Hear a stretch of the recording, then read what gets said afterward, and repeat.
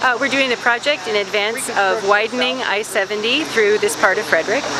And what we knew we were going to find were some sort of remains associated with a farmstead that was active between 1832 and around 1890. We expected to find, yard deposits, trash, and maybe the remains of outbuildings, but what we didn't anticipate was finding an entire intact outbuilding underground.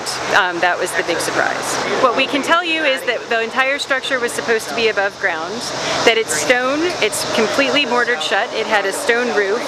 It was extremely skillfully built, which is attested to by the fact that it's still standing even though it had thousands and thousands of tons of dirt dumped on top of it and it's been 200 years.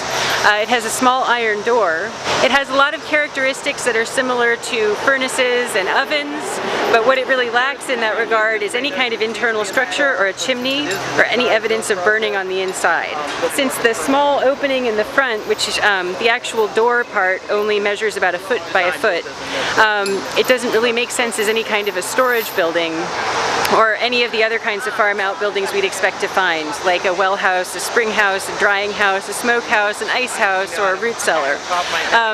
So we're hoping that excavating on the interior is going to help us to figure out what it was used for. We're going to be out here for the next 2 days.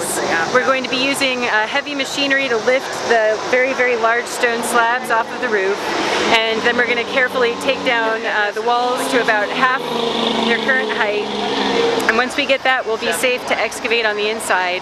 And depending on how things go, once we start, we may actually continue into next week. It's really, really unusual to find a complete intact building underground, especially in this case we had anywhere from 4 to 10 feet of dirt sitting on top of this thing. That was all imported and filled in to level out the terrain through here.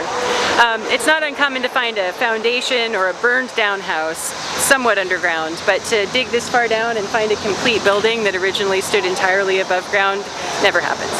The SHA currently owns this little piece of property, and we take all of our artifacts and send them to the Maryland Archaeological Conservation Laboratory.